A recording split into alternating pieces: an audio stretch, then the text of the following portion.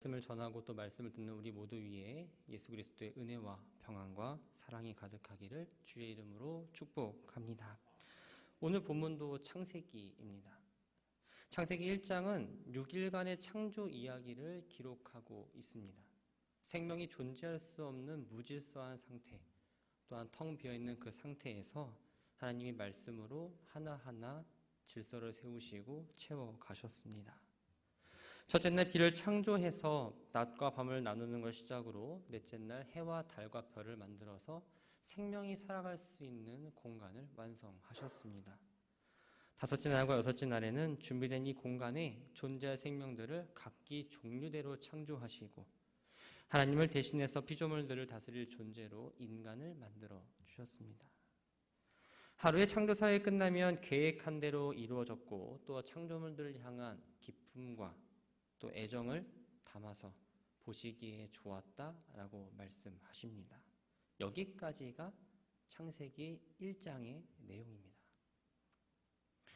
창세기 2장은 어떻게 시작할까요? 하나님께서 창조 사역을 완성하시고 7일째 모든 일에서 손을 떼셨다라고 이야기합니다. 이는 창조 사역이 하나님의 뜻대로 완전하게 이루어져서 더 이상 손을 댈 필요가 없다는 걸 의미합니다. 그리고 하나님은 일곱째 날을 거룩하게 구별하여 그날에 안식하셨습니다. 우리가 안식하다라는 말을 좀 자주 사용합니다. 어떨 때 사용해야 될까요? 이 안식하다라는 원래의 뜻은 피곤해서 쉴 때 쓰는 말이 아닙니다. 모든 일과 뜻과 계획대로 다 마친 후에 기쁨과 평안함 가운데에 휴식을 취하는 게 바로 안식입니다. 사람들은 자신에게 중요하다고 생각하거나 또 기념하고자 할 때 기념일을 정하고 또 그걸 챙기죠. 예를 들면 생일, 또 추도식, 아니면 결혼기념일 등등이 그렇습니다. 안식일은 하나님이 창조주이면서 세상 만물에 대한 주권이 하나님께 있다는 걸 선포하는 날입니다. 우리는 이 주일을 지킬 때에 하나님이 우리의 창조주가 되시며 세상 만물의 주인님을 인정하고 기억하면서 이 예배를 드려야 합니다. 오늘 본문의 시작인 4절은 앞에 기록된 창조 이야기를 연결하면서 뒤에 새롭게 나올 이 창조 이야기의 시작을 알려줍니다. 4절 말씀을 함께 보면 이것이 천지가 창조될 때에 하늘과 땅의 내력이니 여호와 하나님이 땅과 하늘을 만드시던 날에라고 기록합니다. 우리가 앞에서 1장에서 봤을 때 창조의 전반적인 이야기를 다뤘습니다. 근데 2장 4절부터 마지막 절까지, 즉 2장에 되어 있는 내용을 보면 구체적으로 인간과 이 에덴 동산을 중심으로 해서 창조의 목적이 무엇인지에 대해서 말씀하십니다. 4절 말씀을 좀 유심히 보면 바뀐 부분이 눈에 들어옵니다. 혹시 찾으셨나요? 그 말씀이 그 말씀 같죠? 근데 분명히 차이가 있습니다. 앞에서는 하늘과 땅이 창조될 때라고 이야기합니다. 그런데 뒷부분을 보면 땅과 하늘을 만드시던 날에 뭐가 바뀌었나요? 땅과 하늘의 위치가 바뀌었습니다. 뒤이어서 5절 말씀을 보면 땅에 관해서만 얘기합니다. 또 5절뿐만 아니라 그 뒤에 나오는 에덴 동산 역시 하늘보다는 이 땅과 관련된 장소입니다. 땅과 하늘이라는 순서를 바꿈으로써 이 2장의 창조 무대는 바로 땅이다. 이 땅을 이야기하면서 땅에 사는 가운데 가장 중요한 존재인 인간에 대해서 말씀하시겠다는 걸 나타내고 있습니다. 또 이 4절 안에는 특이한 호칭이 하나 나옵니다. 바로 여호와 하나님이라는 호칭입니다. 창세기 1장에서는 하나님이 창조주가 되시고 또 시간과 공간과 모든 것을 다스리시는 이 전능하신 능력을 나타내고자 엘로힘이라고 표현했습니다. 2장도 창조 이야기를 다루고 있지만 엘로힘이 아니라 그 앞에 여호와를 붙여서 여호와 하나님이라고 표현을 합니다. 성경 전체를 보면 하나님을 가장 보편적으로 표현하는 이 여호와라는 말이 이 본문에서 가장 처음 등장하게 된 겁니다. 그렇다면 이 여호와라는 말은 어디에서 생겨났을까요? 출애굽기 3장을 보면 하나님이 광야에서 장인 이드로의 양을 치고 있던 모세를 찾아가십니다. 그리고 모세는 애굽의 왕자도 아니었습니다. 그냥 양을 치는 나이 먹은 비천한 목자일 뿐입니다. 그런 모세를 하나님께서 이스라엘 구원자로 선택하셨습니다. 하나님과 대화하는데 모세가 이렇게 묻습니다. 만일 자신이 이스라엘 백성에게 가서 하나님 보내셨다고 할 때 그들이 그의 이름이 무엇이냐라고 물으면 내가 어떻게 대답해야 합니까? 하나님을 향한 이 질문은 이스라엘 백성들이 하나님에 대해서 무지하기 때문에 자신의 말을 듣지 않을 거라는 그 염려에서 시작되었습니다. 당시 이스라엘 백성들은 우리가 아는 것처럼 애국에서 종살이를 오래 했습니다. 그러다 보니까 하나님을 잊고 살았고요. 또 애굽의 삶에 젖어들다 보니까 우상 숭배에도 물들어 있었습니다. 이런 상황에서 모세가 나타나서 하나님께서 구원하셨다고 한다면 과연 사람들이 그 말을 믿을까라는 의심이 생겼던 겁니다. 모세의 질문에 하나님께서 이렇게 말씀하십니다. 출애굽기 3장 14절을 보면 나는 스스로 있는 자이니라 라고 말씀하세요. 이 말은 다른 피조물들과 다르게 다른 모든 것으로부터 완전히 독립되어 있고 모든 존재의 근거가 된다는 걸 말합니다. 성경에서 여호와 하나님이라고 표현을 할 때는 공통적인 특징이 있습니다. 그것은 하나님께서 세우신 계획을 진행하시는데 하나님의 의지를 담아서 그 계획을 완성하시고자 할 때, 조금 더 쉽게 말씀드리면 언약 관계나 계약 관계에 있을 때 이 표현을 사용한다라는 겁니다. 그렇다면 오늘 이 표현은 우리에게 아주 매우 중요한 것을 말해주고 있습니다. 천지를 창조하셨던 하나님이 바로 여호와 하나님이라는 사실입니다. 그리고 하나님을 대신해서 인간을 통해 아름다운 창조물을 관리하시게 한 것도, 또 선악과 열매를 먹지 말라 먹으라는 그 언약을 맺는 것도, 또 뒤에 가면 남자와 여자가 하나가 되어서 가정을 이루는 모든 것들이 다 하나님의 언약과 관련되어 있다는 걸 나타내주고 있습니다. 사람이 창조되기 전에 땅의 상태는 어떠했을까요? 5절을 함께 보면 땅에 비를 내리지 아니하셨고 땅을 갈 사람도 없었으므로 들에는 초목이 아직 없었고 밭에는 채소가 나지 아니하였다라고 말씀합니다. 근데 우리가 1장에서 볼 때는 이렇게 기록합니다. 셋째 날에 땅은 풀과 씨 맺는 채소와 각기 종류대로 씨 가진 열매 맺는 나무를 만드셨다. 분명히 하나님 만드셨다 했는데 지금은 없다라고 이야기합니다. 문맥상 보면 뭔가 좀 이상하게 느껴질 수 있습니다. 창세기 1장의 땅은 하늘과 반대되는 땅을 말합니다. 그리고 2장에서 말하는 이 땅은 들과 밭을 통해서 인간이 살아가게 될 구체적인 장소의 현재의 상태를 이야기합니다. 인간의 손길이 전혀 닿지 않은 황무지를 의미합니다. 하나님은 이런 상태를 그냥 두시지 않으셨습니다. 새로운 질서를 부여하셨고 인간이 살 수 있도록 아주 편안하게 환경을 만들어 주셨습니다. 이러한 하나님의 일하심은 인간을 향한 특별한 사랑과 관심이 있다는 걸 우리가 알게 되죠. 근데 이 환경을 만든 것뿐만 아니라 그 전에 먼저 인간을 만들 때에도 하나님의 사랑과 관심이 있었다는 걸 우리는 보게 됩니다. 7절 말씀을 보면 여호와 하나님의 땅의 흙으로 사람을 지으시고 생기를 그 코에 불어넣으시니 사람이 생명이 되니라. 다른 피조물들과 창조하실 때는 다르게 인간을 창조할 때 쓰였던 재료 또한 방법에 대해서 아주 구체적으로 이야기하고 있습니다. 이미 1장 26절과 27절에서 인간은 성부, 성자, 성령 하나님의 어떤 논의를 거쳐서 형상대로 모양대로 만들어졌다는 걸 기록한 걸 우리는 보게 되는데, 즉 하나님의 특별한 관심과 사랑이었음을 미리 이야기해주고 있습니다. 사랑하는 성도 여러분, 하나님께서 피조물을 만드실 때는 그냥 말씀으로 무엇이 있어라 해서 말씀하셨습니다. 근데 사람을 만들 때에는 만드시고 직접 하나님의 생기를 불어 넣어 주셨습니다. 오직 인간만이 하나님의 영을 받아서 생명이 있는 존재가 되었고 다른 피조물들이 받아보지 못한 사랑과 관심을 받았다는 걸 우리는 본문을 통해서 알게 됩니다. 성경을 쭉 읽어보면 신약과 구약 상관없이 하나님께서 인간을 향한 관심과 사랑을 우리들에게 보여주셨다는 것을 우리는 깨닫게 됩니다. 하나님이 직접 자신을 낮추어서 인간과 언약을 맺으셨습니다.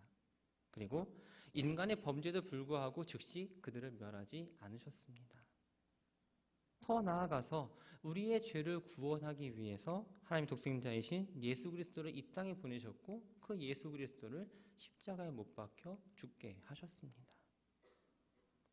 여러분들이 하나님의 관심과 대상이라는 것을 느끼며 살아가십니까? 여러분들의 삶의 모습은 어떻습니까? 나에게 주어진 어떠한 시간과 물질과 힘을 투여하고 애쓰지 않았기 때문에 하나님의 은혜를 너무나 값싸게 여기고 있지는 않으십니까? 나를 죄에서 구원하기 위해 예수님이 달리신 십자가를 바라볼 때마다 구원의 감격과 제사함의 은혜를 생각하기보다는 저 십자가 참 마음 무겁게 하네 하면서 외면하고 있지는 않으십니까?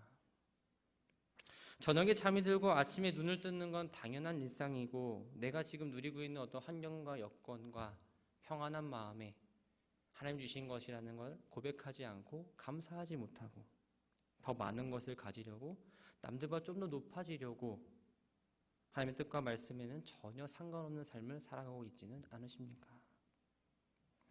하나님은 생명 있는 것들을 창조하실 때에 물고기는 물을 주셨고 짐승들은 땅을 주셨고 새들은 공중에 그들의 삶의 터전을 만들어 주셨습니다. 그렇다면 하나님의 영을 갖고 살아가는 우리들의 삶의 터전은 어디입니까? 바로 하나님 품이라는 겁니다. 하나님 안에서 생명을 누릴 수 있고 하나님이 내 인생의 주권자가 되셔서 하나님을 알고 하나님의 뜻을 이루며 살아가는 존재가 바로 우리라는 겁니다. 내가 하나님 안에 있을 때는 분명 그 인생의 모습이 다릅니다. 종은 자기의 생각이 아닌 주인의 생각대로 움직입니다. 주인이 명을 때까지 대기를 열심히 타고 있어요. 그러니까 주인이 뭘 해라라고 하면은 그 얘기를 듣고 그 일을 합니다. 주인이 말하기 전에 먼저 생각하고 움직이지 않습니다.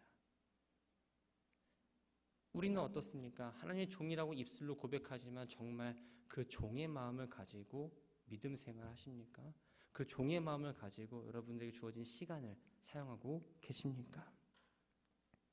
우리가 입술로만 하나님의 종입니다, 하나님의 성도입니다라고 고백하는 게 아니라 우리의 말과 행동 등에서 또 보여지는 모습 가운데에서 하나님의 뜻과 하나님의 생각과 하나님의 마음이 드러나야 합니다.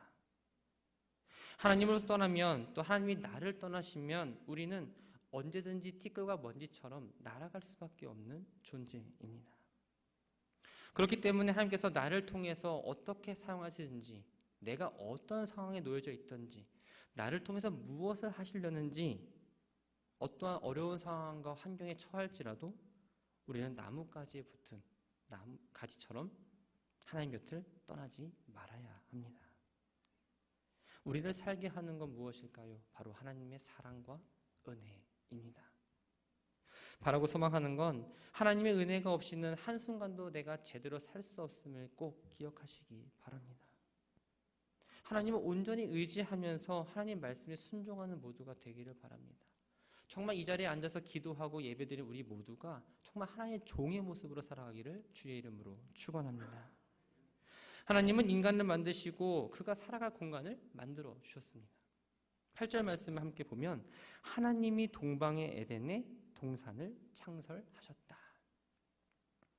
이 한 구절을 통해서 우리가 에덴 동산이 어떤 곳인지를 좀 알아볼 수 있습니다. 에덴, 이 말은 즐거움, 또 기쁨, 풍성함이라는 의미를 가졌습니다. 동산은 우리가 말하는 저 뒷동산 같은 그런 의미가 아니라 울타리를 치다, 이 보호하다라는 의미를 가진 단어에서 나왔습니다. 창설하다라는 말은 나무를 심다, 포도원이나 정원을 만들다라는 의미입니다. 이 세 단어를 다 조합해 보면 에덴 동산은 다른 곳과는 구별된 장소입니다. 마치 농부가 좋은 열매를 맺기 위해서 정성껏 나무를 심고 정원을 가꾸는 것처럼 하나님의 깊은 관심과 사랑이 담긴 것이 바로 에덴 동산이었던 겁니다. 9절부터 14절까지의 말씀에 나오는 각종 열매와 네 강은 생명의 풍성함을, 또한 각종 금은 보석은 부요함을 상징적으로 보여줍니다. 쉽게 말하면 낙원이었어요. 우리가 에덴 동산하면 가장 무엇부터 떠올리십니까? 바로 선악과일 겁니다. 그런데 성경은 생명나무와 선악을 알게 하는 나무를 말하기 이전에 하나님이 보기에 아름답고 먹기에 좋은 나무가 나게 하셨다라고 말씀합니다. 이것들은 사람과 동물들의 먹을거리가 될 뿐만 아니라 눈으로 보는 즐거움까지 주었습니다. 하나님은 어떤 나무를 먹으면서 아담이 살기를 원하셨을까요? 빨리 저 선악과를 먹고 죄를 짓기를 바라셨을까요? 하나님의 의도를 알기 위해서는 우리가 먼저 무엇을 말씀하셨는지를 봐야 합니다. 하나님은 생명나무를 먼저 말씀하시고 아담에게 마음대로 먹으라고 하신 이후에 선악을 알게 하는 나무를 먹지 말라라고 명령하셨습니다. 먹지 말라라는 명령보다 먹으라라는 명령을 먼저 하셨기 때문에 하나님 입장에서는 아담이 생명나무, 하나님 만드신 열매들을 먹기를 바라셨던 거죠. 하나님께서 아담에게 동산에 있는 나무 열매를 마음대로 먹으라고 말씀하십니다. 그리고 아담이 죽지 않고 영생하도록 동산 가운데에 생명나무를 만들어 주셔서 동산 어디서든지 볼 수 있고 언제든지 먹을 수 있도록 하셨습니다. 단 선악을 알게 한 나무를 먹지 말라고 하셨는데 이 명령은 하나님께서 아담에게 하신 유일한 금지 명령이었어요. 다 해도 좋은데 선악과만 먹지 말라. 이 금지 명령을 어겼을 때의 결과는 무엇입니까? 바로 반드시 죽으리라 라고 말씀하십니다. 하나님께서 반드시라는 말을 통해서 금지사항을 강조하신 것은 하나님의 말씀은 반드시 지켜야 할 명령이라는 것을 드러냅니다. 이런 하나님의 명령과 경고를 통해서 인간은 어떤 사실을 판단하고 선택할 수 있는 의지를 가진 존재라는 것을 우리는 알게 됩니다. 하나님의 형상과 모양으로 만들어졌을 뿐 아니라 자유의지를 부여받은 존재라는 겁니다. 자유의지. 이 의지에는 두 가지가 있습니다. 자유의지와 종속의지입니다. 쉽게 말씀드리면 자유의지는 스스로 선택하여 결정하고 행동하는 걸 말합니다. 종속의지는 입력된 대로 결정하고 행동하는 걸 말하죠. 그러다 보니까 대표적인 게 바로 로봇과 컴퓨터입니다. 0과 1을 입력하면은 맞습니다, 틀립니다를 나누는 게 바로 컴퓨터입니다. 하나님께서 선악을 알게 하는 나무를 만드시고 그 열매를 따먹지 말라고 하신 이유는 인간에게 자유의지가 있었기 때문입니다. 이것을 어떻게 또 알 수 있을까요? 바로 창세기 2장 19절 말씀을 통해서도 알 수 있습니다.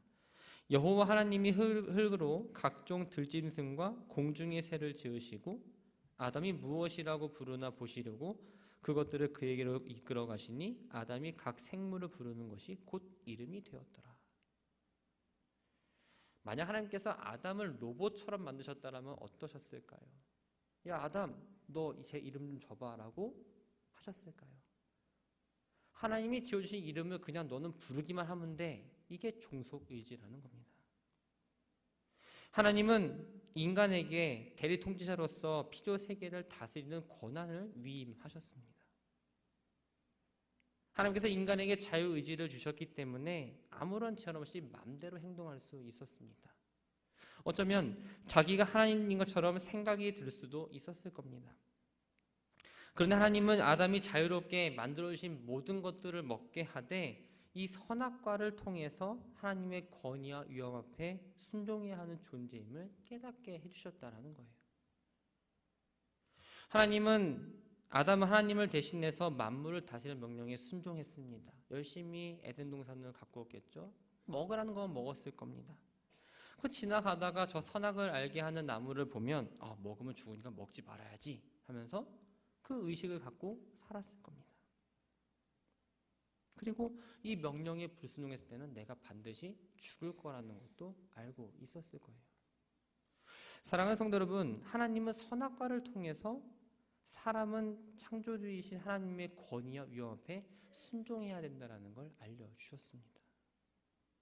아담은 하나님의 말씀을 기억하면서 선악을 알게 하는 나무를 볼 때마다 하나님 앞에 나는 어떤 존재인가를 깨닫게 되었던 겁니다. 아담이 그랬던 것처럼 우리도 하나님 앞에서 내가 어떤 존재인지를 깨닫고 순종해야 합니다.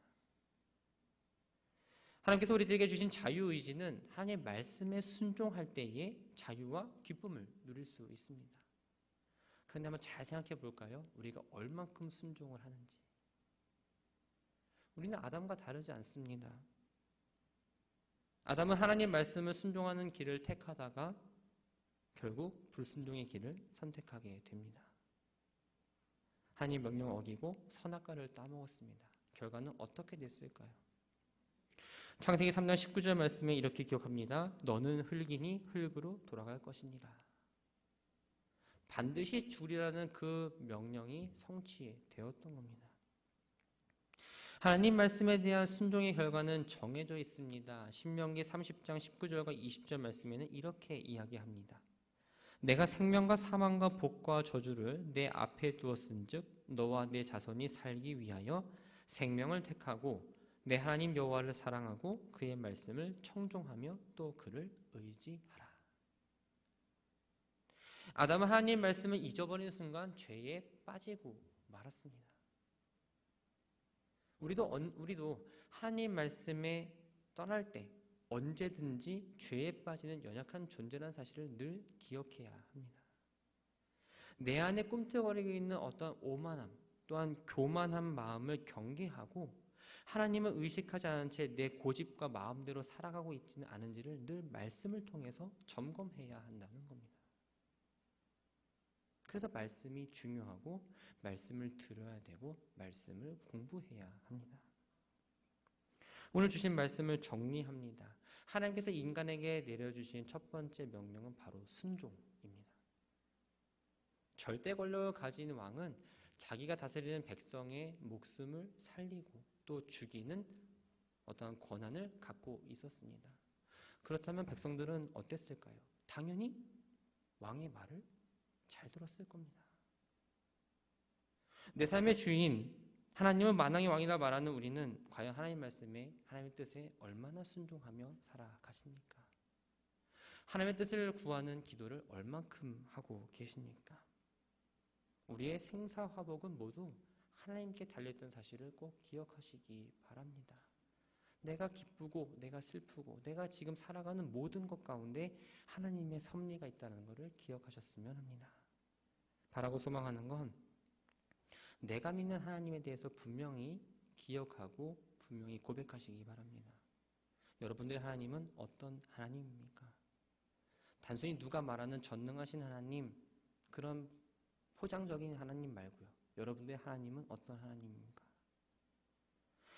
하나님 앞에 서 있는 여러분들의 존재는 어떤 존재입니까?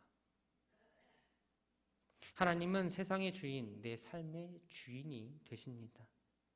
이 사실만을 기억한다면 우리는 결코 교만하거나 오만하지 않고 겸손할 수밖에 없습니다. 하나님께서 에덴 동산을 만들어 주시고 아담을 그곳에 두셨습니다.